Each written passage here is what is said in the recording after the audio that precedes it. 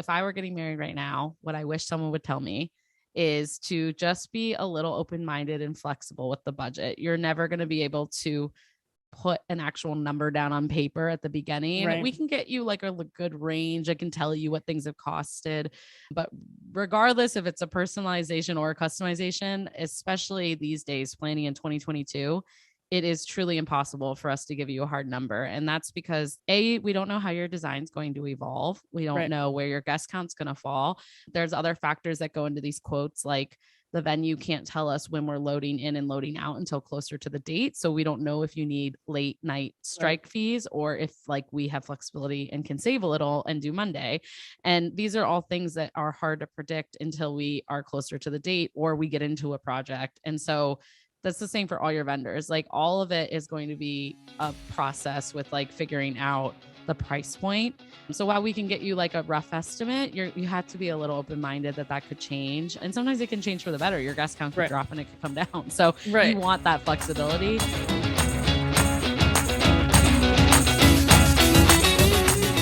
Hey, Renee. So we have Renee on our show today, and she is going to be talking about working with a wedding designer. Tell us a little bit about yourself and we'll jump right into the topic. Okay, perfect. Thank you so much for having me, by the way. I love your podcast. Thank you. Yeah. So, my name's Renee, like McKenzi mentioned. I am a wedding planner. My company's called Urban Soiree. I'm based out of Boston, but I service the whole East Coast and destinations. Wherever is a good fit for my clients and somewhere charming is what I like to say. I love, destinations with a lot of like culture and beauty. So so I'm a full service wedding planner, designer, and event management. And so we take on about 5 to 6 clients a year, and I work with them very much from the start to the finish. And then in addition, I have my own podcast as well. It's called the Confetti Hour, and it's for wedding professionals.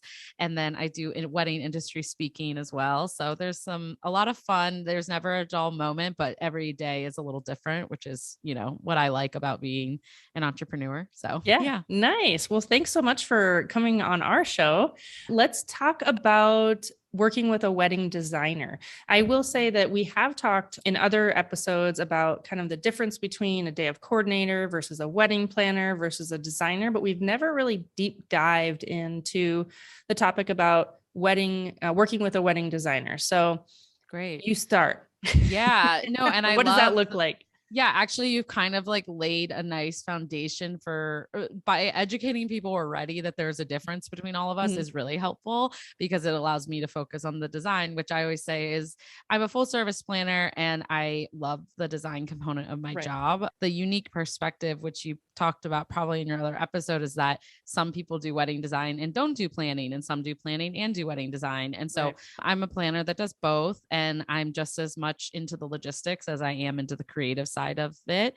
And I think that, I also work with a lot of people that only work with design in weddings. And so I love this topic because I hope I can bring some clarity and some just like excitement to the process. Like wedding design is is everyone's favorite part. It's the fun part, and it should be fun. You can speak for yourself. It's fun for me, but it's a lot of work. I mean, for my company, it's a 6-month process, and people they're like, wow, why does it take so long to pick out a linen?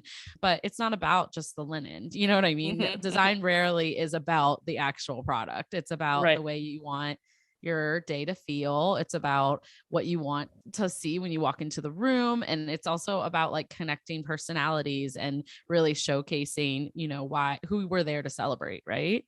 So it's a loaded question. And I think the other thing, just to backtrack a little, and then I can explain my approach to design, but also some approaches to working with different designers, which I hope will help. But I think that our industry has a hard time with design because we get sent hundreds and hundreds of photos off Pinterest.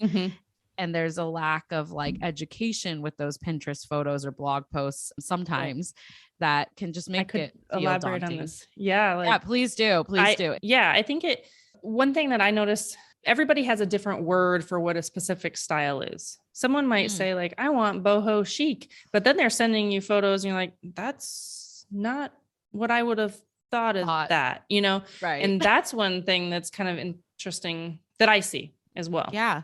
Yeah, actually I deal with that with photography a lot when Mm-hmm. I'm, this is not design related, but when I'm sourcing, vendors for my clients, I try to educate them on the types of photography. But what's really funny is that I sometimes feel people use certain terms, but they aren't, I'm like, it's very It happens. confusing. I'm sure it happens in every industry, but I do Yes. see terms interchangeable, used in different ways. And with a photography background, I've definitely seen that as Yeah. well. But Yeah. yeah, I definitely experienced that and it can make my head spin sometimes. So I imagine what a client would feel like Right. or what couples feel like. Cause for me, in the industry and I know the difference, but it can be a little confusing. And so, Yes. yeah, the same thing with design. And the reason I feel it can be daunting is it's similar if you think about it as like interior design or like Mm-hmm. building your home. There's just thousands of options. And so you could show me one photo off Pinterest and I'm picking out a million things in that photo, but I don't necessarily know what you're picking out of that photo. And Right. so I take on an approach with design as a very like fluid collaborative process. And I think that that's the way it should be for weddings because we don't want to control your design by any means, but I'm also here to be the expert, the voice of reason, and to show you what you can actually get. So you'll show me a Pinterest photo, and it's great to be able to give feedback on what you actually like in the photos. With my design process, I always tell people too, like, in my design plans, I have to present these because there may be something that we're going to find in this photo, but it's only one small piece of why I put it there. And so it's Right. kind of we're never going to be able to find a perfect fit for what we're dreaming up. And that's a good thing is what I Right. try to encourage people. Like it's great if we have a general like vibe and we can Right. get a sense for the direction. But the providers that were in that photo may be across the world and we don't have those chandeliers here, in Boston or, like Right. that Right. is kind of my example. So, working with someone, I think like really straight off the bat in terms of tips, no matter what kind of designer. So like I'm a planner and a designer, but if you're just simply working with a designer, just point out the different elements that you're really drawn to. And then I guess my other tip would be don't overwhelm a designer because sometimes it makes it harder for me to actually pinpoint what we want and how we feel. And that's because I'm overloaded with like when you see one photo, you may only see it as one photo. To me, I see it as 30 different elements in one photo. And so Right. now I'm like, we're all over the place. And of course, it's my job to narrow that down Yes. and get to the root cause of it. But, I think for the most part, a lot of people do have a strong sense of their style and what they like and they don't like. And we want to hear that. Yeah. So Actually, I have some thoughts on this I would love because to hear. Yeah. I'm actually in the process of, it's not specific to wedding design, but I've done many iterations of logos for different companies in the past, sourcing them, not me creating them. I have to say, as someone on the other end of it, it's very challenging to know what you want, especially in the beginning. Do you see this? So, like, I actually Yeah. have to get a draft, and then I'm like, okay, that is not the right direction, or Yeah. we're getting there. Is Yeah. that like part of this process at all? Yeah. Or because Definitely. I'm one of those people that like, I think I know what I want, and then I like, but I actually really like that and that and that. And you're like, that is a hot mess, McKenzi, Yeah. No, I love that you brought this up. And when I say I think people have a strong sense of their style, I do think that you can have a strong sense of your style, but still not be aware where you want to go with like your Yes. wedding. And Or you could be totally opposite. Like yeah. sometimes it's like a wow factor, like, whoa, McKenzi dressed up. Yeah, look at you. Like there is some element of that. Yeah, that's so funny. That's true. Yeah. And I mean, my best recommendation is which I love to do with my clients if we kind of don't have a strong sense of what direction they want to go in, but do a little inspiration exercise and look Yeah. at things that are not weddings.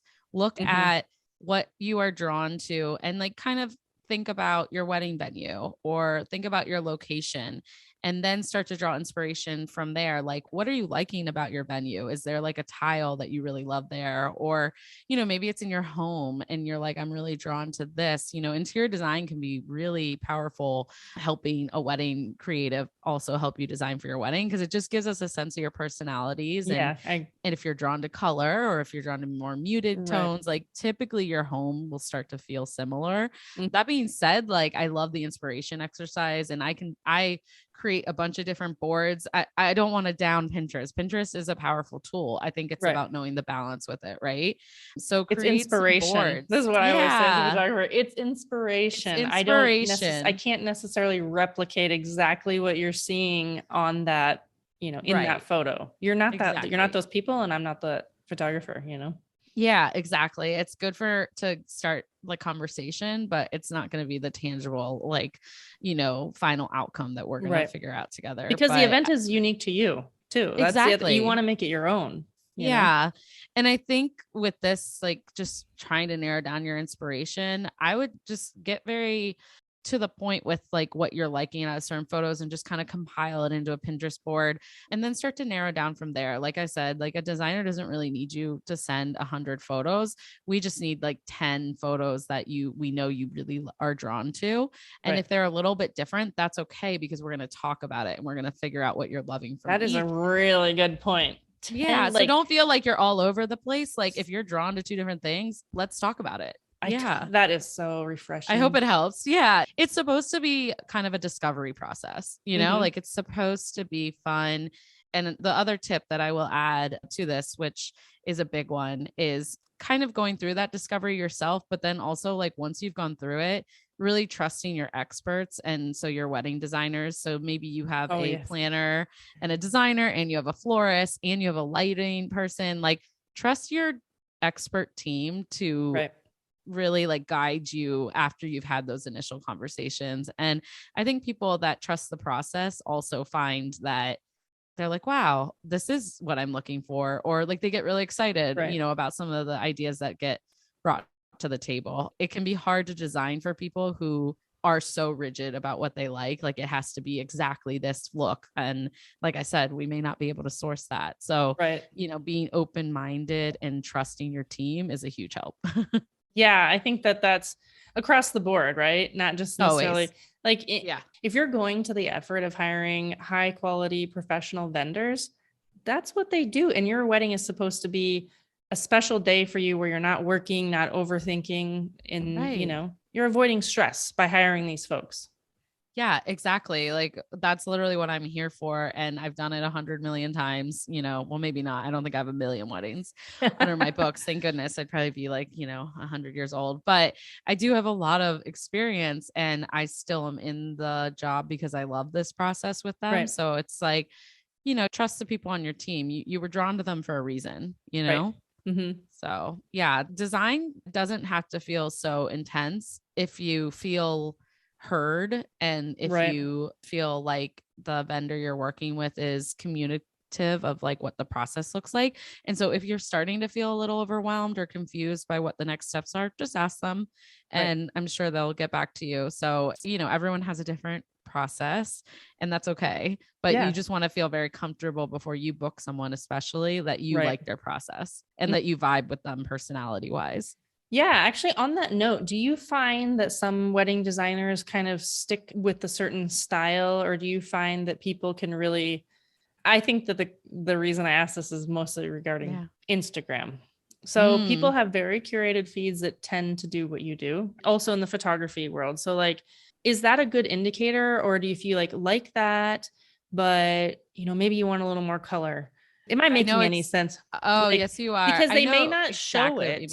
But that doesn't mean, it's like kind of the curse of Instagram in a way, like, their portfolio for the prettiness of the feed is one purpose, but that doesn't mean they can't do things, or maybe that is what they do. Like, how do you balance that, I guess? Yeah, no, I actually think this question is like amazing. And I'm sure couples think about that a lot, actually. The one thing I will say that I'm sure it does differ between wedding designers and like photography, although photography is like most of the time is a pretty straightforward, like look at someone's style.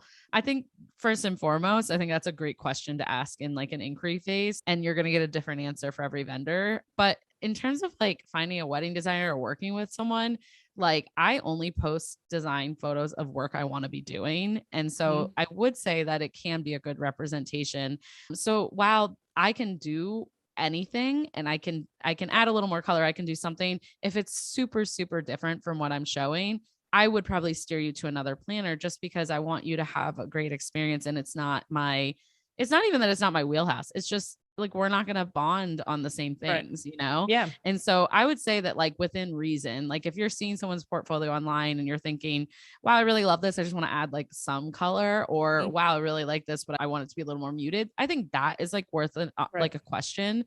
I get that a lot. You know, a lot of my clients, they tend to go for more muted color palettes, but I love working with color as long as they know that my style is always going to come from a very soft, romantic feel. Then we're all on the same page. Right. But versus if there's like someone that's like edgy boho and colorful. Yeah. Right, like that's, you don't see me post that anywhere because that's not my style. So right. I can do it. I know the vendors to do it, but it's not the best interest for me or the client. Right.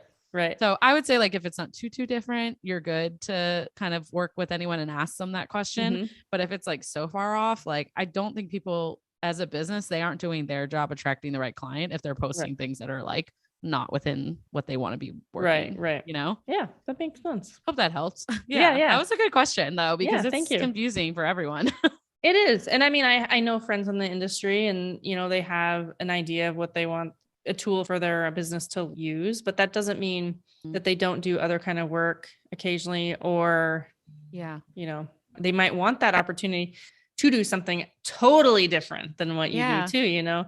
So, you know, just kind of, I would definitely keep an open mind. I mean, I have a good example of that. Actually, I love that. You brought that up, because for me, like, my company's called Urban Soiree. I've been very known to be working in, like, you know, properties that are already established, like mansions, downtown properties that are kind of cool, you know, elegant venues. And I do tented weddings. I do a lot of tented weddings, but you know, I'm guilty. Like, they're probably a smaller percentage of what I do than other venues, but I would love to be doing more tent build outs and production. But I will say, like, that's on me as the vendor to start talking about those opportunities that I want. And so I've been, you know, networking on my end to, you know, meet the right people, or posting more about tented weddings that I've done. And so but I agree. Like, I would hate to be rolled out as a designer and a planner just because I posted one tented wedding for indoor weddings. You know, I think if you're drawn to someone's style, you love their approach, you have a good like bond with them, and they're saying like, heck yes, I can do this. You know, I love your style. I get your vision. I want to work with you. This is my process. And then you equally love it. I think like, don't be discouraged if they're not posting like the exact wedding of your dreams, because the reality of our jobs is every single wedding is a different project. So I'm not going to be posting your dream wedding because it doesn't exist yet, you know? Right. That's so I think like, it's, I like your question though, because I think ask the questions, and people, I hope, would point you in the right direction if they're not the right fit, you know? Yeah, no, that makes sense. And two, it's, for me, it's personality. Definitely. So who needs a wedding designer? I would say that it depends, of course, on your budget and the complexity of the vision that you're hoping to execute. And I know that probably is what you talked about, the different types in your last episode. And this is where it really does get kind of confusing, is that, you know, there are some floral designers that can help with linen and they can help with certain things. And if you're not doing anything too production heavy, and by production, I mean bringing in several design vendors, installs, like, can you elaborate on design vendors? What does that mean? So in my suite, design vendors include custom stationers. It includes lighting designers, any type of rental products, dance floors, tents, you know, linen, like chargers, flatware, all that stuff that, you know, upgraded, I would say. And then of course you have floral design, or if you don't like florals, you know, whatever type of centerpiece designer, props, like installations. You know, these days we could do a lot, which is really cool, but it's also can be very overwhelming. Right. And so I would say if you are starting to like rack up the amount of needs in your design team, like someone who just focuses on the wedding design and to become kind of that orchestrator of it all is really important. And I think a planner and a designer kind of comes into plan with that. Now, if you are someone working at a really hands-on venue and they have a list of preferred lighting, floral, and rentals, and they kind of manage that for you, and you have a good sense of what you want, then maybe you don't need a planner who's going to create a custom design plan and coordinate all these vendors, because you already have someone at your venue that's helping you. We did talk about this though, that can be a misconception, and maybe it's not as much where you are. Maybe it's the same exact thing. I'm not sure, but venue folks aren't wedding planners. They are, what would you say their role and responsibilities are at a wedding when they're like the venue host or coordinator? Yeah. I mean, first and foremost, they work for the venue, and their duties and their roles are responsible for the execution of the venue and if they are a caterer, with that too. And they do dabble in some of these design elements. And I think that that's kind of where it gets a little confusing, but oftentimes they're just kind of sending you to say 3 options that are packages within their offerings. Like, not that they don't care, but like they don't care about what your tablescape looks like. Like, you should just send them, you want the beige linen that was in the package and you want the uplighting. That's as like detailed as it's probably going to get with them. And to be honest, they probably don't care or want to know more than that, because most venues that do this are likely volume properties. So they're hosting several more weddings, and they create these packages to help you. The client that's working there, that really is great for them, that they get a good rate and they can pick a different color linen. They can pick a different, chair. There's like a few upgrades, but they don't want to be overwhelmed with more. Right. And so to go back to the difference between a planner and a venue is that they're not getting into like the overall cohesive look from start to finish. It's a really good fit for the people who don't need anything crazy and they just want a nice, elegant setting. And it's really great that those packages exist for people that do want that, but they are not going to be creating your stationary wording and making sure that you get the perfect letterpress that you're looking for, or, these are things that get into more customization. So I'd say customization, that's a customization. Good way. Yeah. That's awesome. Yeah. I would say there's a difference between personalization and customization. Oh my gosh. This is a whole other show. Go for it. Yeah. But like off of that, if you could just break it down, I would say when you're online and going on Minted, you can personalize that template. That is exactly what you're doing with a venue that's giving you like options like that in the package. When you're working with someone on a custom project, you're getting a full custom experience and project. And so those are the differences. And oh my gosh. Does that help? Yeah, I'd actually I've never said that before. It just came to me when you said customization. So yeah, I think that makes more sense in my head too. So hopefully that helps people. Yeah, actually it's very relatable to my business. We offer personalized services and some custom elements, but I would say personalized is kind of where we fall. Yeah. So yeah. No, and it's actually, I love this conversation and where it went, because I think that it helps me now realize that I offer customization services as opposed to like, I'm never using a design plan that I used for a last wedding. Like every single design plan is brand new. It's customized and it's a lot of work, but the types of projects that I'm working on need it. And it's really fun for me. So, and there's planners of all markets and all types. And so I wouldn't say just because you're working in a venue that does these personalizations that you don't need someone that's helping you with the custom design. But these are the conversations that get you thinking, right? So yeah, if you're like, I do want to use the venue's chairs and linen, but I have no idea what to do for the florals or the linen, or I don't know how to pull it all together. That might be where you're like, maybe I do need someone who can help me with the overall design. Right. And I work with a lot of hotels. I work with a lot of venues, and I pick off of those packages and I add to them. So, that's nice a good balance. You don't have to have everything customized. You could have a customized and personalized event. You can have both and you can pick and choose. And I think that this conversation was like, hopefully enlightening, that you don't need to have $1 million to have design help either. I think you just need to be realistic and work with people that are going to educate you and tell you kind of what their process is, and just make sure it fits with what you're hoping for. Yeah, that makes total sense. Love it. Should we go off on any other tangents? If I were getting married right now, what I wish someone would tell me is to just be a little open-minded and flexible with the budget. You're never going to be able to put an actual number down on paper at the beginning. We can get you like a good range. I can tell you what things have costed, but regardless if it's a personalization or a customization, especially these days, planning in 2022, it is truly impossible for us to give you a hard number. And that's because we don't know how your design's going to evolve. We don't know where your guest count's going to fall.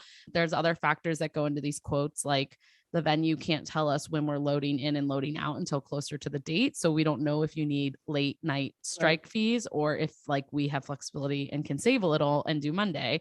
And these are all things that are hard to predict until we are closer to the date or we get into a project. And so that's the same for all your vendors. Like all of it is going to be a process with like figuring out the price point. So while we can get you like a rough estimate, you have to be a little open-minded that could change. And sometimes it can change for the better. Your guest count could drop and it could come down. So you want that flexibility. I think the other thing to keep in mind in 2022 is that we're still dealing with a lot of staffing and supply shortages. And so all these vendors, like we're doing our best to get in front of them and to offer things that aren't going to be an issue. But we aren't living in a world right now where I can guarantee that this is going to be perfect. All I can guarantee is that we're going to have solutions and backups and we're going to, make it all happen regardless. An example I would give is like, I had a wedding last June that we had a very heavy greenery look for the wedding. And it was when Texas apparently like froze over. And that's when all the Southern Smilax couldn't come in. And so, it's really hard when I have a design plan and a bride that is obsessed with Southern Smilax. And now I can't get any of it. And so I'm not a florist, but I had to work with our floral provider to figure out solutions to that. And unfortunately, the cost points for these things are fluctuating day to day because of what's happening in the world. And so it's really hard. I actually feel for couples like with it. I feel for all of us in the industry. It's not fun. It's not fair, but it's the world we're living in, food costs, I just went to go try to buy a new car last week and like, they can't even give me a rate. So I'm like, they're like, we don't know. We don't know when it's coming in and what you can have, but yet they want a deposit. So I feel you guys, I can feel you on the other side. Like I know how stressful it is, but I think know your hard number, know where you won't go over, articulate that to your team, and then just be really like in tune and realistic with the budget. It's just one of those things with design, it evolves. And so I would recommend a cushion fund. That's what I always tell all my clients because, stuff happens. Stuff happens. And as long as your team knows, like, we really want to stay here. I mean, they're going to do everything in their power to support that. And they're obviously going to come to you and talk to you about it. So yeah, I mean, it is good. Budgets are super interesting. They're interesting for everything. Intense. Like, I'm looking at the whole world. Yeah. But it is interesting. A frustration is that like someone says something like, well, how much does it cost? Well, what do you want? Well, how much does it cost? Well, what do you want? So I think we can't price it out. Yeah. So we know. Build this muscle a little bit of like, okay, well, this is kind of what I want. Like you got to start somewhere and then you got to bring some things to the table and then, then you take it back. And it's a collaboration, right? It's a collaboration and it doesn't end when you make one decision. And I guess I'm not saying that it's right for any vendor to say, okay, now it's 10 grand more. Of course not. That's insane. But I do think like if you are also going through the process and like, oh, well, what it would be like to just add those, or, I kind of do want to see it with this charger. Well, I mean, obviously like those change. And so this is the journey, like you're kind of discovering what you want. And as much as I can try to guesstimate what our budget would be, I don't know what you're going to walk into a showroom and fall in love with. And then I also don't know what else is going on with that product or something, So I was at an event recently and then there was some silverware that something happened to it, but the silverware is not in production anymore. Like that's let me guess, it's a gold like antique looking I think it is actually. Yeah, there are like shortages all over the world. This is something stuff that's funny. Okay, all my clients love it. But there's and I'm like, example, I know. Like crazy. That's the end of the line for that product. And I mean, now about that particular silverware, but that could be for a lot of things that you're looking at. It's not endless supplies of everything. So you might have to adjust and reconsider and adjust and reconsider. So yeah, no, exactly. And like, I will literally go to the end of the earth to find something for my clients, but if it's not realistic, I'm not going to waste our time either. Right. So, no, I think that's spot on too. I know my planner friends, it's like, a mission to find this stuff. Like they not just giving you the side eye, like, no, I don't want to do that. It's like, that's the goal. Like We're trying to make it personal and creative. And I mean, like, the thing with personalization versus customization, even customization, it is really hard for us all to recreate the wheel. Like, you're going to see the same gold flatware at another wedding. Like, we're not building brand new flatware or like getting it made in Italy for you. So that's something too that custom is still custom because of the hours and the thought process that go behind it, and that we're creating, an overall customization to it, but we're still using products that you might see. And that's a good thing, because in this day and age, I wouldn't order anything that isn't produced right now. So, or like already made. I don't know if it will come in. So, That's a good point. But so if you go to order anything on like, West Elm or Pottery Barn right now, you'll wait like a year and a half. Just think about that when you want to create something for a wedding too.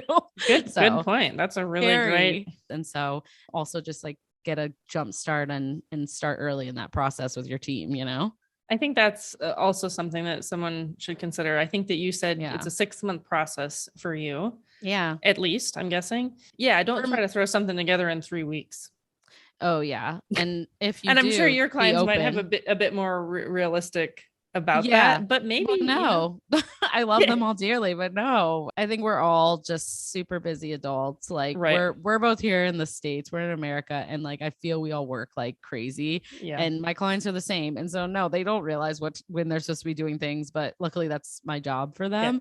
But earlier the better these days, but also like not too early, right? Like don't start 3 years in advance. Or 2 years. Like it's reserve the date if you want to, but we're not going to dive into design. Well, also your feeling trends, your thoughts, your feelings, everything change, it's all going to change. And that's okay too, like let yourself enjoy the process. I love a long engagement. You don't have to rush to do everything all at once. So but 6 months out is when I start to like book contracts and start like working. But internally doing those inspiration exercises, I would say you could start like a year out or 9 months out, and I think you're good to do that stuff. Cool. Yeah. Well, thank you so much. This was a fun conversation, and we both learned a couple new words, like how we can use them. That's fun. Yeah, that was such a fun combo. I hope it's been helpful. So everyone should let us know if it was. But please do. So how can we find more about you? Awesome. You can find me on Instagram at urban_soiree. And then if you are a wedding professional, which you may probably not be, but if you are, you can find me at the Confetti Hour as well. And you can tune into the podcasts on anywhere you listen to podcasts. So nice. Can you spell soiree? Oh, yes. It is SOIREE. Perfect. Thank you. It is a mouthful. Thank you so much. Yeah, that's awesome. So thank you so much for joining us today. I really appreciate it. And we will be in touch, I'm sure. Yeah. So nice to meet you. Thank you again. Thank you.